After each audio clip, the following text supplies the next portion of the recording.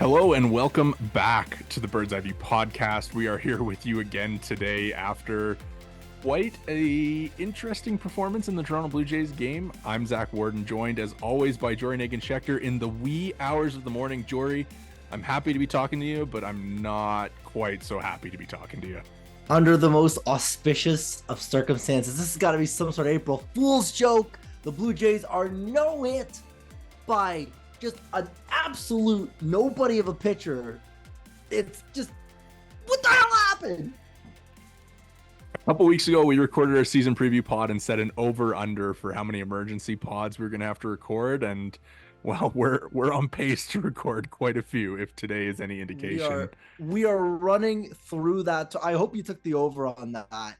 But, I mean, to be fair, you can't get no hit by Ronel Blanco and walk away unscathed. This is ridiculous. Fifth game of the season.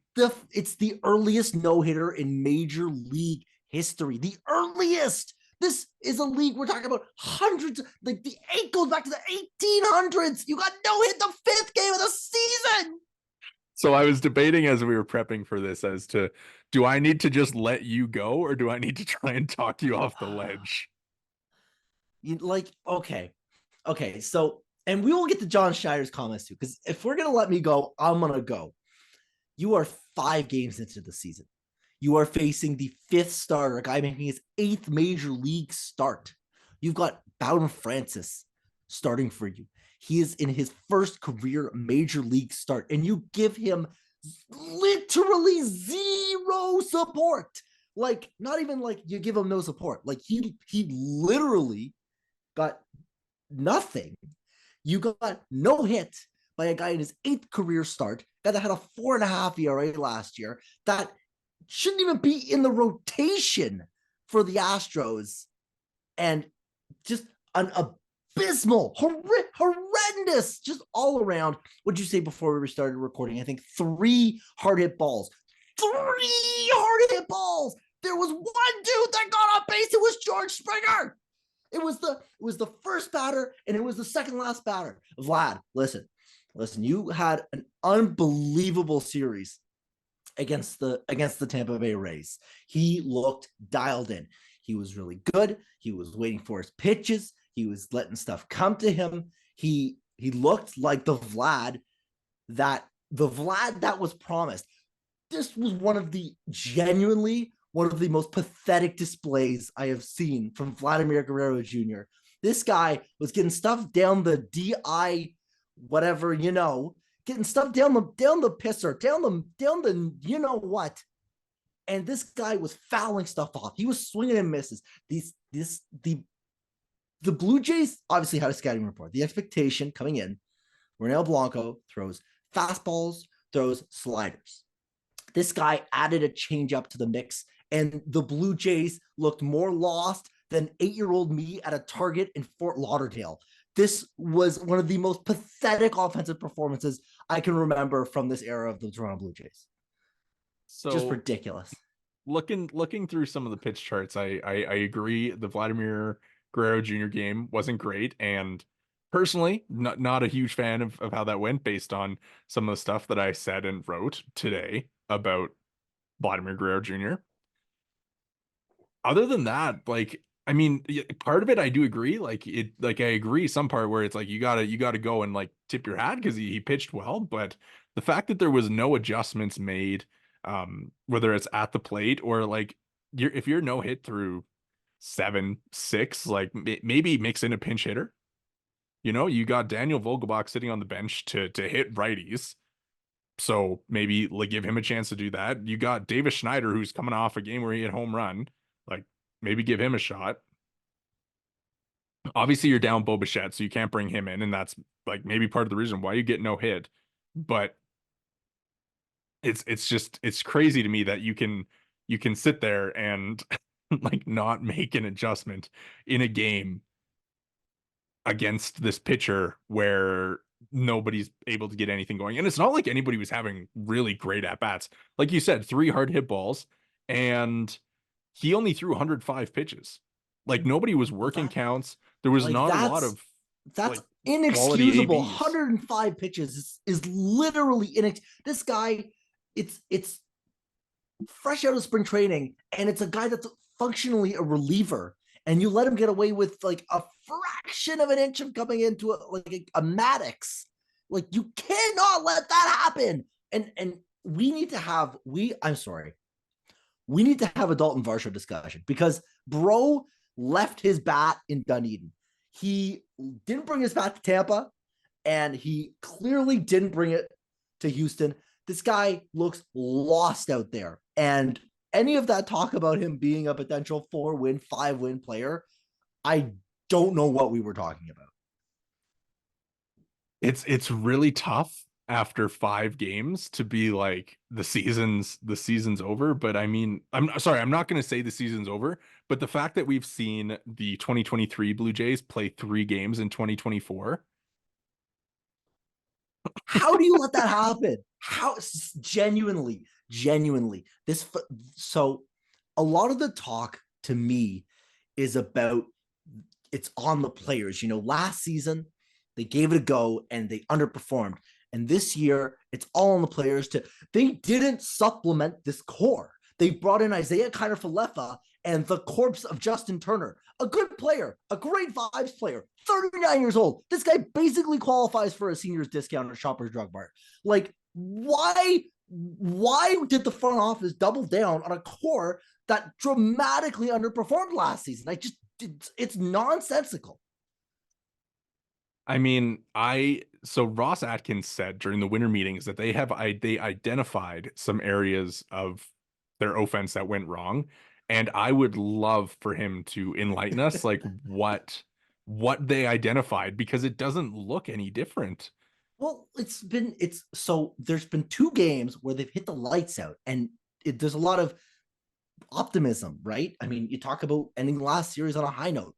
Again, just it bears repeating. Vlad looked like a different beast in this Tampa Bay Rays series. But to me, so much of this roster from top to bottom looks the same in terms of just a complete inability to adjust and to be able to do damage. It comes down to the ability to do damage. And it's just sorely lacking from this team. I mean, I mean, and you look around the league, like Lourdes Gurriel Jr. just won NL Player of the Week. Teoscar Hernandez just his 4th home run in 4 games. Matt Chapman has 2 home runs already this year. The other thing I would also ask, or I would be curious to kind of dig into, shall we say, because to me, this team is built to, well, like, not do damage, but it's clearly a team that's built around a very specific skill set when it comes to hitting. To me, it's built around the ability to, when they get a pitch they can hit, they're supposed to be able to do damage.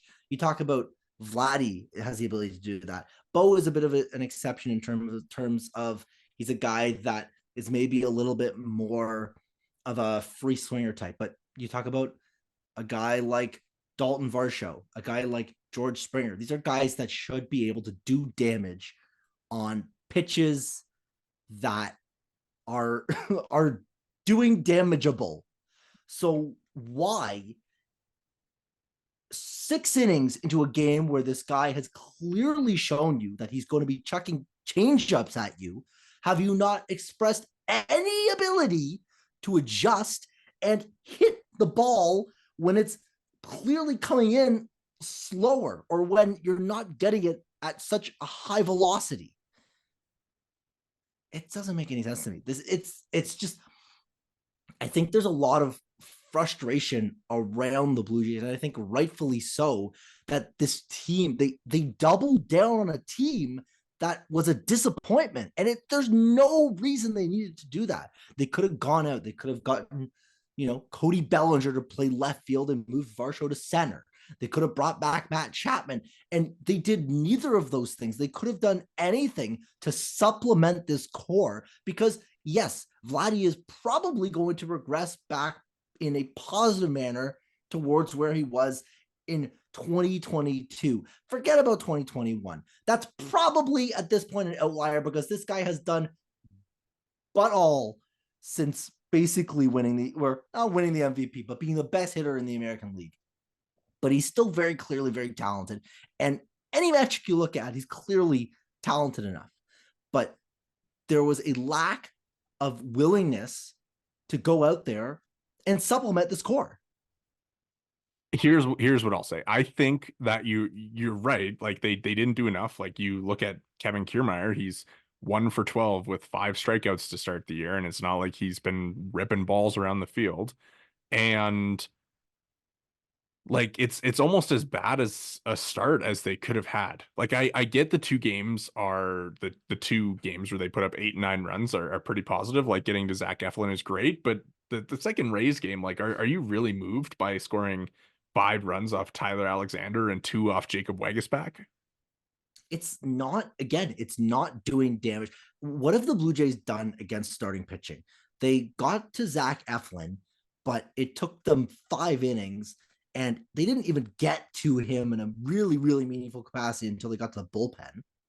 Got diced up by Aaron Savali, got diced up by Zach Littell, faced the Rays bullpen in game 4 and got to them, and now faced another starter with clearly more than 2 pitches and couldn't hit them. We're completely confounded.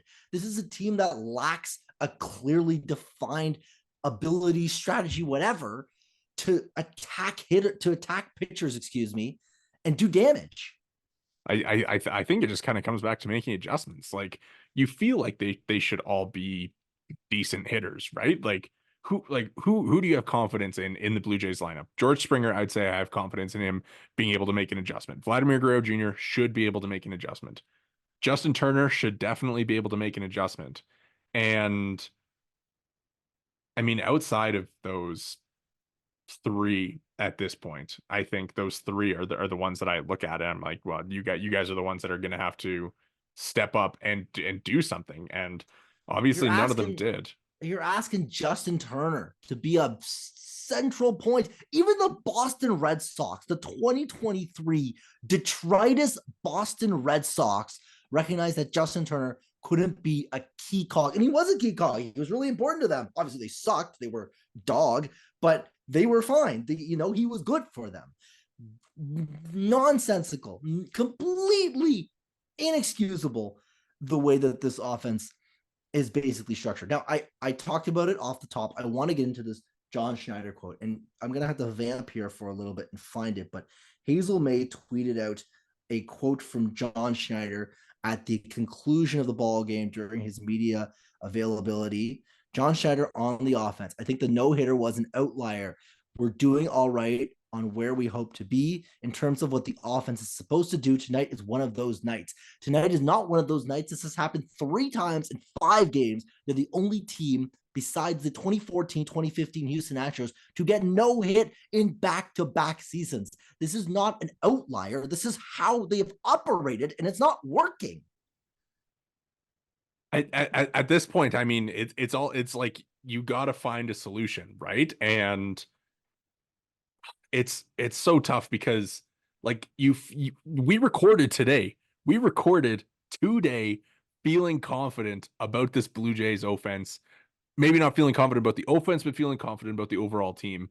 And I wrote today about some things that look nice about the Blue Jays offense, and then they go out and they get no hit and don't do any of the things that we talked about. And obviously it's one game and they'll probably come out tomorrow and score like 20 runs off Framber Valdez or whatever. But where is the consistency? You can't do this flip-flop thing all season long and expect to win more than 81 games. This team, to me, as the offense sits right now, I am unconvinced that this is an offense worthy of a playoff team. The pitching staff probably is. Bowden Francis got knocked around a lot, but like realistically, he got tagged on a couple of Crawford boxes, a couple of shambolic homers there.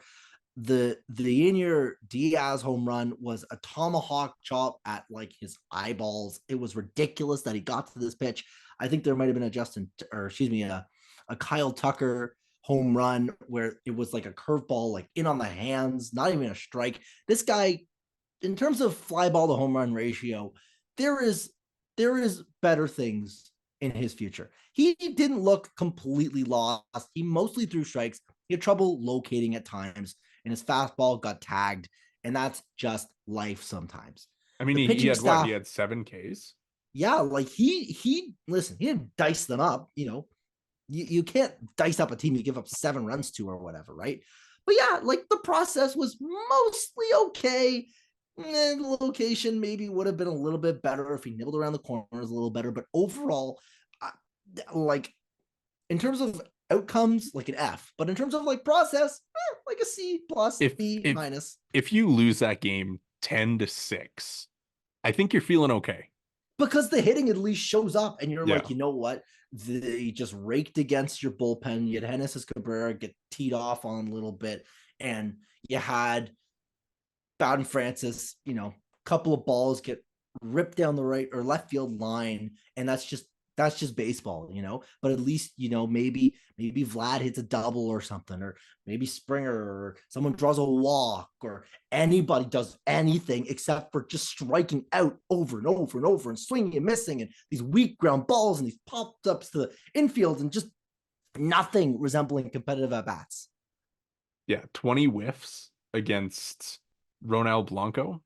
It's ridiculous. It's just it boggles the mind. I mean, here's the thing is that he throws 3 pitches and he was in the zone 52% of the time, which is above league average for zone rate.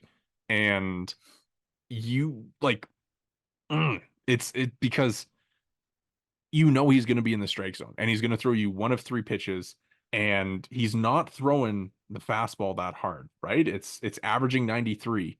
So where is all that swing and miss coming from? And also 19 foul balls too. Like combine those two, and that's 39 pitches that you swung at that you got a poor result on.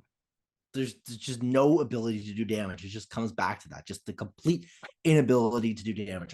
I'm just at a loss for words. It's just a completely pathetic effort is all I can say. Just the most disappointing effort probably of the last probably calendar year. And I would include the Tigers no hitter in that, because at least with the Tigers no hitter, you got diced up by at least a handful of, half decent pitchers.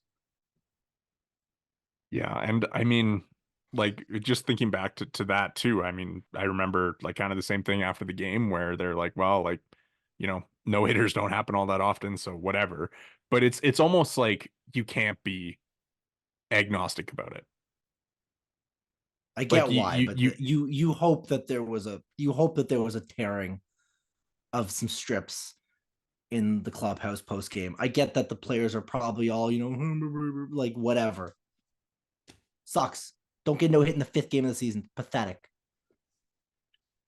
All right. Well, I think if you got it all off your chest, that is going to do it for us here today at the Bird's Eye View podcast. Make sure you check out our episode from earlier today where we tee up this Astros series and look back at the weekend that was for the Blue Jays. Check us out on Substack. I wrote a piece there today about some early takeaways. And yeah, like and subscribe on YouTube and follow and review wherever you get your podcasts. Thank you so much for listening, and we will catch you later this week.